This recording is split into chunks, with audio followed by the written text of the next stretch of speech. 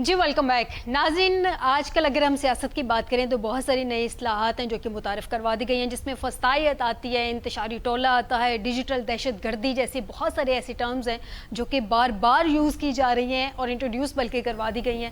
اس پہ رائے جانتے ہیں اعظم چودھری صاحب سے. اعظم چودھری صاحب، یہ جو نئی اصلاحات متعارف کروائی جا رہی ہیں جس میں فسطائیت ہے، انتشاری ٹولہ ہے، ڈیجیٹل دہشت گردی اور بھی بہت ساری ٹرمز ہیں، سر ان کے بارے میں آپ کا کیا کہنا ہے؟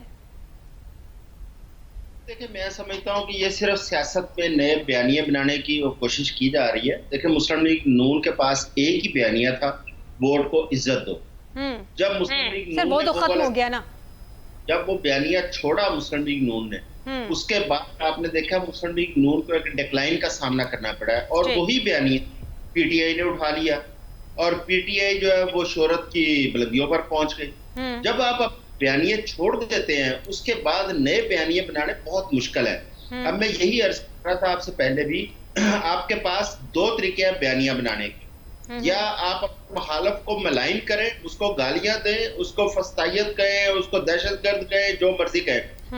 دوسرا خاص طریقہ ہے اپنی پرفارمنس کی بیس پہ آپ اپنا بیانیہ بنائیں. آپ کی گورننس اور پرفارمنس اتنی اچھی ہو کہ لوگ کہتے ہیں کہ جی یہ حکومت بہت اچھا کر رہی ہے، لیکن وہ حکومت سے بن نہیں پا رہا. اب یہ جو بجٹ حکومت نے دیا تھا، میرے ساتھیوں نے بھی اس میں بڑی سیر اثر گفتگو کی ہے. اس بجٹ کی آپ دیکھیں کہ پوری قوم اس وقت مشکلات کا شکار ہے.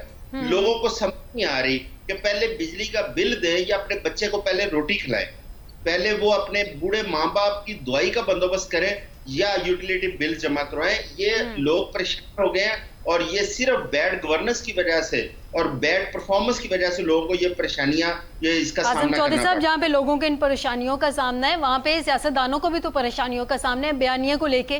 میں ذرا رائے صاحب سے جان لوں. رائے صاحب، جہاں پہ یہ مشکلات ہیں، ڈیفینیٹلی ہیں، لوگوں کو بہت زیادہ مشکلات کا سامنا ہے، گراؤنڈ ریالٹی بالکل اس کے برعکس ہے جو دعوے وعدے وعید کیے جاتے ہیں. لیکن یہ جو ٹرمز یوز کی جا رہی ہے، فسطائیت، انتشاری ٹولہ، ڈیجیٹل دہشت گردی، پہلا تو بیانیہ جو تھا نون لیگ نے اپنے ہاتھوں سے ووٹ کی عزت دو ختم کر دیا. اب یہ نئے بیانیے کی تلاش ہے، بک جائے گا یہ بیانیہ؟ دیکھیں، جو بیانیہ مسلم لیگ نون کا پہلے تھا، ووٹ کو عزت دو، لوگوں نے اس کو اپریشیٹ تو ضرور کیا تھا، لیکن جب یہ بیانیہ مسلم لیگ نون کی جانب سے آیا تھا تو یقین کسی کو نہیں تھا کہ یہ واقعی ووٹ کو عزت دو کے نعرے کے ساتھ کھڑے ہوں گے. ہوا بھی تو ویسے ہی نا، کھڑے بھی نہیں ہوئے. جی بالکل، کیونکہ لوگوں کی رائے ہمیشہ درست ہوتی ہے. اس بات کا یقین رکھیے آپ کہ جو لوگ سوچتے ہیں وہ درست سوچتے ہیں.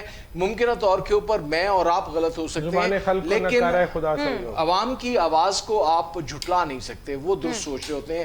جہاں تک آپ نے بات کی فسطائیت کی، فاشزم کی، یہ تمام وہ ٹرمز ہیں جو ماضی کے اندر بھی استعمال ہوتی ہیں. یہ آج کی ٹرمز نہیں ہیں، یہ جب سوشلزم کا دورہ تھا یہ تب سے ٹرمز استعمال ہو رہی ہیں. لیکن جو ایک ٹرم نئی آئی ہے وہ ڈیجیٹل دہشت گردی کی ہے، اور میں سمجھتا ہوں کہ اس کا اعزاز بھی ہماری اسٹیبلشمنٹ کو ہے کہ ایک نئی ٹرم انہوں نے ایجاد کی ہے. اور یہ وہ ایسی ٹرم ہے جس سے پوری دنیا پریشان ہے. اس وقت پوری دنیا کے اندر اس بات کے اوپر ڈسکشن ہو رہی ہے کہ کس طرح فیک نیوز کے اوپر، جھوٹی خبروں کے اوپر قابو پایا جائے، اور یہ دہشت گردی ہو یا اس قسم کے جو ٹیررزم کے معاملات ہیں وہ فیک نیوز کے ساتھ جڑے ہوتے ہیں. اور میں سمجھتا ہوں کہ یہ جو ڈیجیٹل دہشت گردی ہے، وہ لوگ جو جعلی خبریں پھیلاتے ہیں، جعلی بیانیے گھڑتے ہیں، یہ ان لوگوں کے لیے ایک لمحہ فکریہ ہے کہ اب ان کی جانب فوکس کر دیا گیا ہے. یعنی ایگزیکٹلی کس کی جانب اشارہ ہے آپ کا؟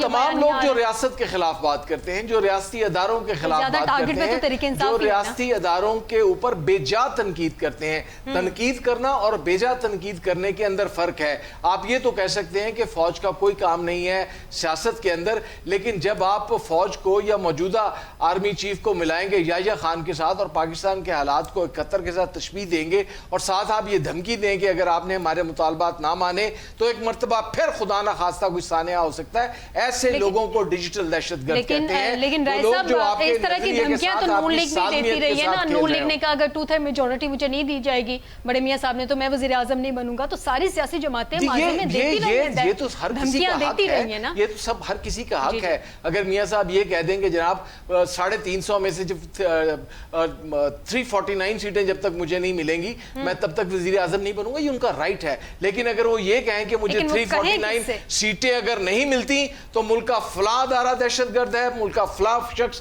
غدار ہے, یہ چیز جو ہے یہ آپ کی دہشت گردی کے اندر آ سکتی ہے, مس انفارمیشن میں, شہزاد صاحب سے جانتے. شہزاد صاحب, نیا بیانیہ ڈیفینیٹلی اس وقت چاہیے, اور یہ جو انٹروڈیوس کروایا جا رہا ہے یہ آپ کے خیال میں ایکچوئل بیانیہ ہے کس کے خلاف؟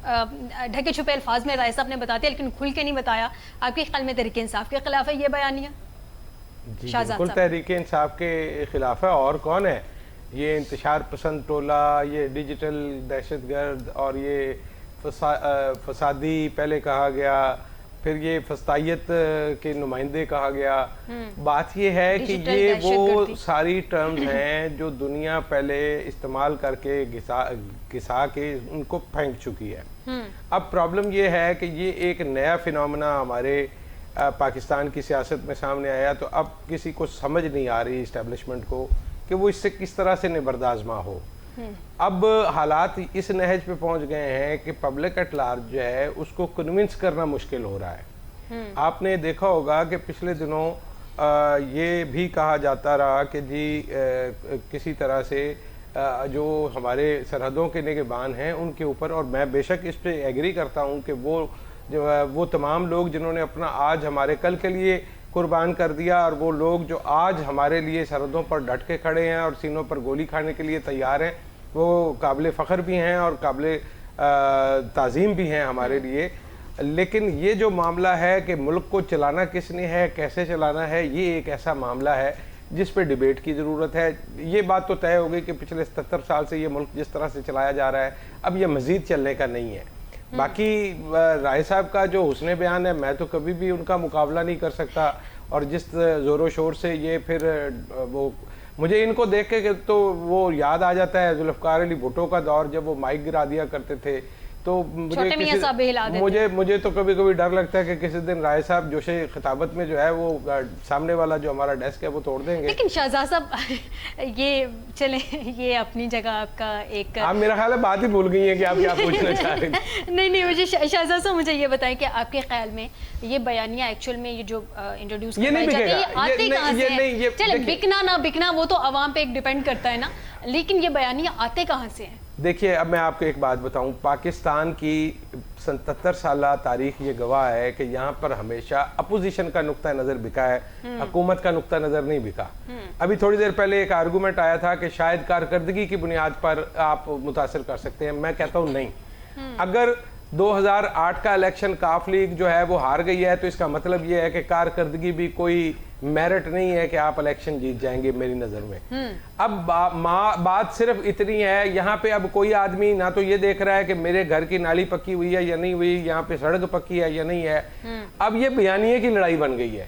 یعنی ایک ایسی, جس طرح سے اس دن چیف جسٹس قاضی فائز عیسیٰ کہہ رہے تھے نا کہ یہ جو انصاف ہے یہ ایک تصوراتی خیال ہے, ہر ایک کا اپنا اپنا انصاف کا میرٹ ہے اور نظریہ ہے.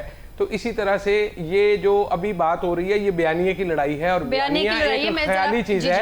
اعظم چودھری صاحب سے بھی ان کا پوائنٹ جان لوں معذرت کے ساتھ شہزاد صاحب آپ کو انٹرپٹ کرنے کے لیے. اعظم چودھری صاحب, بیانیے کی لڑائی کی باتیں کی جا رہی ہیں لیکن اس میں جو نئی ٹرم انٹروڈیوس کروائی گئی ہے وہ ہے ڈیجیٹل دہشت گردی. سر یہ ٹرمز آتی کہاں سے ہیں آپ کے خیال میں, یہ آئی کہاں سے یہ term?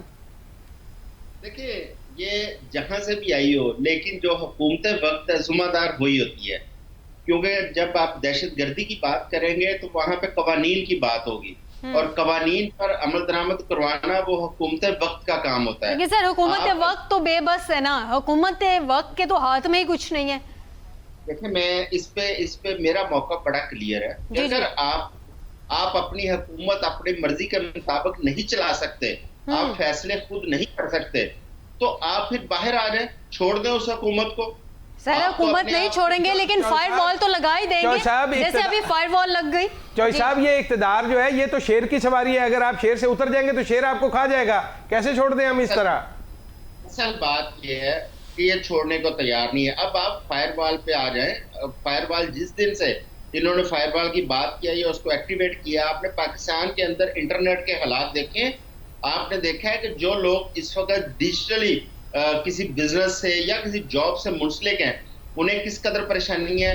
Pakistan already I T کے انڈسٹری کے اندر بہت پیچھے رہ گیا دنیا سے، جبکہ ایک ٹائم تھا جب 90s ایرا کے اندر پاکستان میں یہ انٹرنیٹ کا آغاز ہوا، اس وقت پاکستان کی آئی ٹی انڈسٹری بہت اچھے طریقے سے دنیا کے ساتھ کمپیٹ کر رہی تھی، اور وہی ٹائم آج آپ کمپیئر کریں، آج آپ دیکھیں ہمارا ہمسایہ ملک انڈیا آج کہاں کھڑا ہے اور ہم کہاں کھڑے ہیں، کیونکہ ہم نے اس پہ توجہ نہیں دی. آج اربوں ڈالر کی اس کے اوپر ایکسپورٹس امپورٹس ہو رہی ہیں آئی ٹی انڈسٹری کے ذریعے، اور ہمارا یہ حال ہے کہ ہم کبھی اپلیکیشنز بند کرتے ہیں، کبھی ایکس بند کرتے ہیں، کبھی فائر وال لگا کے اپنے انٹرنیٹ کو متاثر کرتے ہیں، اور صرف اس لیے کہ ہمیں ایک شخص یا اس کی پارٹی پسند نہیں ہے، اور اس کی خاطر پورے پاکستان کا سسٹم اس وقت ڈسٹرب ہے. تو سر یہ سارے معاملات تو چل رہے ہیں. میں چونکہ وقت کی قلت ہے، میں ذرا ایک اعظم چودھری صاحب سے معذرت ہے، شاہد انجم صاحب سے ذرا سوال پوچھ لوں. شاہد انجم صاحب، سیاسی جماعتیں، اسٹیبلشمنٹ، کیونکہ ابھی وہ بھی ظاہر سی بات ہے بہت ان ہے،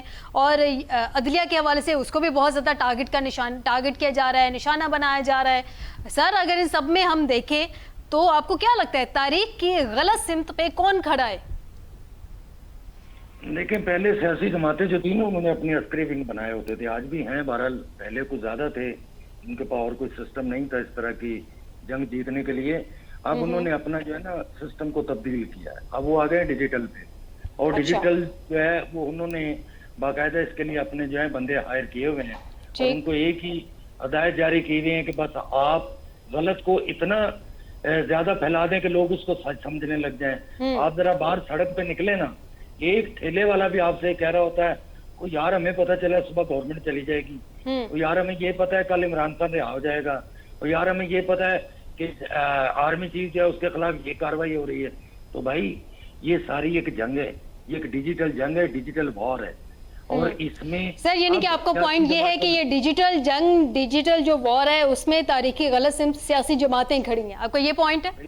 بالکل ایسے ہی ہے. اور بات یہ ہے کہ ان کو سوچنا چاہیے کہ بھائی اگر آپ کسی پہ یہ بار کر رہے ہیں تو آپ پہ بھی تو وہی کیچڑ بالکل ہو سکتا ہے. رائے صاحب سے اس سوال کا جواب لے لیں، وقت کی قلت معذرت کے ساتھ. رائے صاحب، سیاسی جماعتیں، اسٹیبلشمنٹ، عدلیہ، تاریخ کی غلط سمت میں کون کھڑا ہے؟ میں سمجھتا ہوں کہ پاکستان کے عوام کے علاوہ ہر جماعت، ہر ادارہ تاریخ کی غلط سمت کے اوپر کھڑا ہے. وہ یہ نہیں دیکھ رہے کہ عوام کیا سوچ رہے ہیں، عوام کے مسائل کیا ہیں.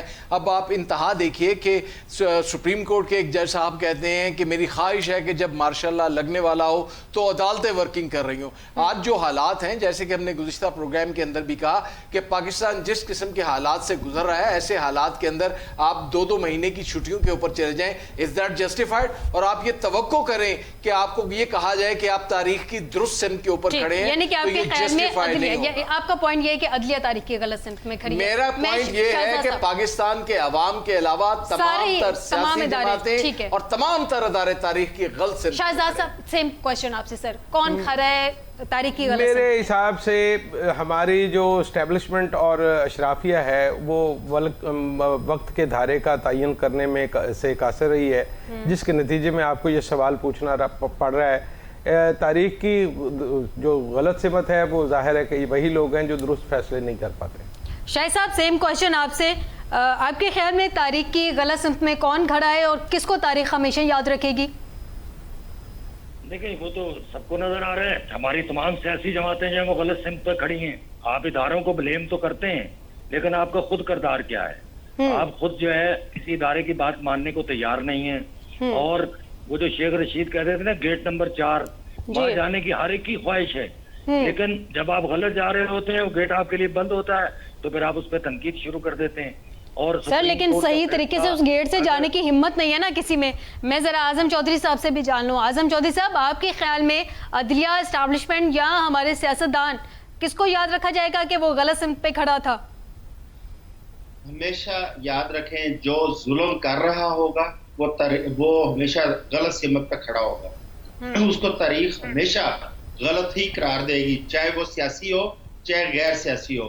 اور جو اس وقت مظلوم کے ساتھ کھڑا ہوگا وہ درست سمت میں کھڑا ہوگا، چاہے جتنی بھی مشکلات اس کو فیس کرنی پڑے. تاریخ میں اس کو ہیرو کے طور پر یاد رکھا جائے گا اور ظالم کو ویلن کے طور پر یاد رکھا جائے گا. ٹھیک، مہمانوں کا شکریہ کہ انہوں نے مجھے آج کے پروگرام میں جوائن کیا. ناظرین، آج کے پروگرام سے دیجیے گا اجازت. بشرط زندگی آپ سے دوبارہ ملاقات ہوگی. اپنا خیال رکھیے گا. اللہ حافظ.